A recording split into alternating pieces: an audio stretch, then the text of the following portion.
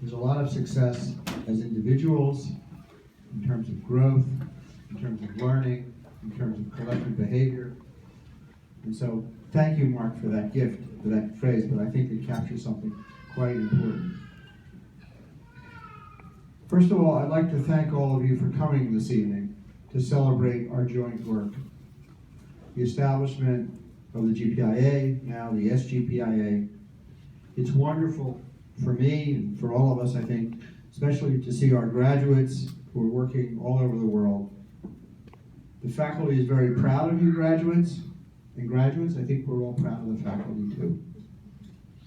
The remarks of our graduates and the faculty demonstrate the breadth and the depth of our quality. I want to stress this evening that the GPIA is a collective result of many, many people over the last 15 years. Everybody in this room has contributed to this work. And I think we really need to understand that this is a collective exercise, and the meaning of celebrating 15 years is to honor the collective contribution of everybody.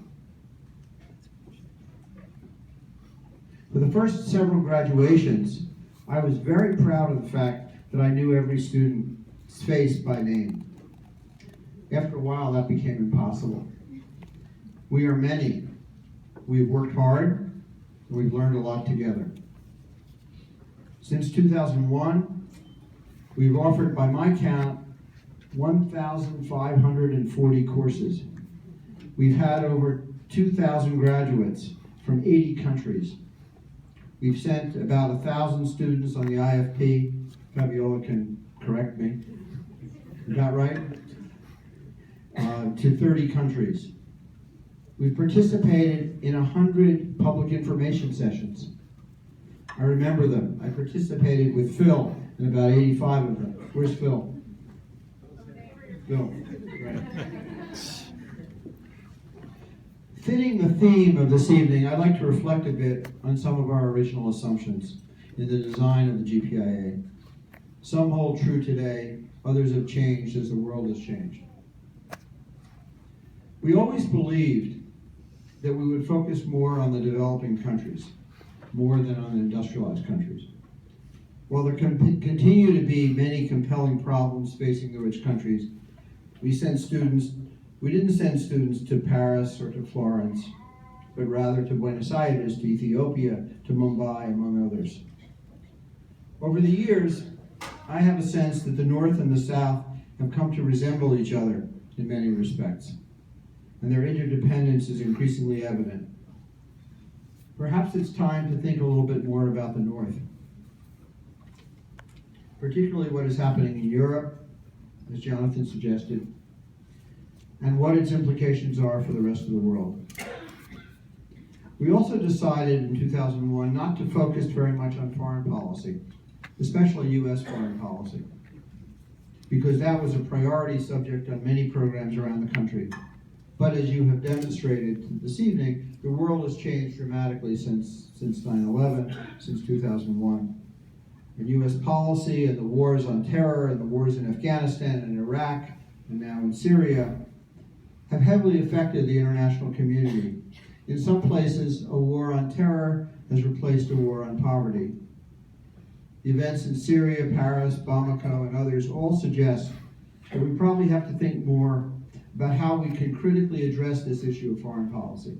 And I would go further and critically address the question, as implied in Mandre's remarks, about what do we mean by global institutions and global efforts. We decided from the beginning that culture needed to be an important part of the substantive focus of the GPIA. That remains true today, reflected even by the fact that we have 2 media specialists, as Sean mentioned, and even 2 anthropologists on the faculty, and 1 is the new chair. But culture itself has changed with the arrival of social media and new technologies. The meaning of meaning and representation have also changed. We were ahead of the curve. Now we have to keep looking for the frontier on this issue. Human rights now permeate most of what we do. While it was always part of the governance issue, It now affects how we critically understand international goal setting, from the MDGs to the SDGs, or development processes, access to urban services, or food, to name two key areas. More importantly, it's the key pillar of what we mean today by social justice. A focus on human rights has changed the GPIA discussion of these issues. In my view, it's made our discussion much more political in a way that I strongly support. We've also worked hard to understand the challenges facing progressive governments, mostly in Latin America. In 15 years, we've had, as Stephen mentioned, over 100 events involving Latin America. Latin America keeps changing. And the elections in Argentina remind us that the right does not give up, and that its supporters do not believe in social justice.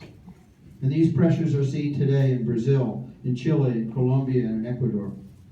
Politics matters, and our students need to strengthen their critical skills to better understand what is happening.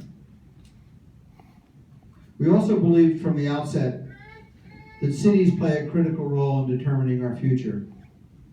Our work on cities has grown far beyond our cities and social justice concentration, extending to our Global Urban Futures Project, which Dean Michel DePaz helped obtain from the grant from the Ford Foundation, and preparing for Habitat 3 next October. 9 of our GPIA graduates are now pursuing PhDs on urban questions. 10, as I saw a face. Fabiola, right. We knew from the beginning that the university would not be able to provide the financial resources that we needed to support our collective ambition. I'm very proud of the fact that the GPIA has received about 85 grants over the last 15 years, the most important of which came from our dear friend, the late Julian Studley, whose generosity touched all of us in different ways, from supporting the Observatory in Latin America to the IFP, and especially to the support for GPIA faculty research. One of our greatest collective accomplishments has been the recruitment and development of a productive and very diverse faculty. 14 full-time people from 10 countries, more than a half women. These individuals have produced many books and articles in many languages and in many countries. They've designed and managed practice programs. They've gained recognition in many fields, and many have been promoted within the New School. You have heard them tonight. They're committed and outstanding faculty. I'd like you to join me in applause for the faculty.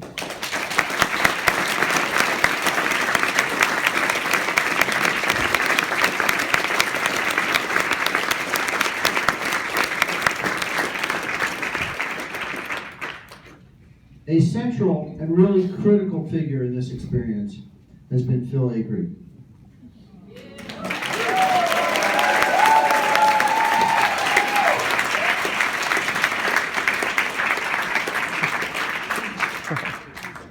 Phil shared my belief from the beginning that students had to be treated well, that they could feel they could complain, that they could suggest improvements.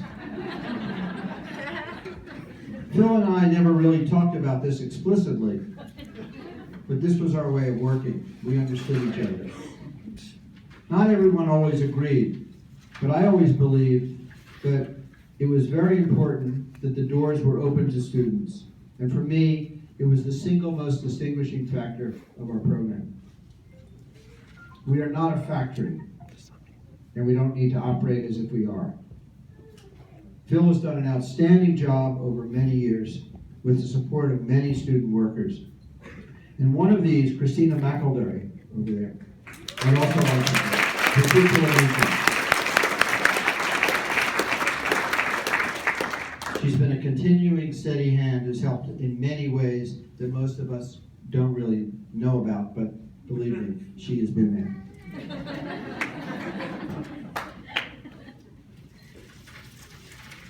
Another important accomplishment has been our own leadership transition, which from my perspective has gone very, very well. And I'm really delighted to watch Stephen work as the new chair of GPIA. We all need to actively support Stephen in building the second phase of the program, and I really have no doubt that he will be enormously successful.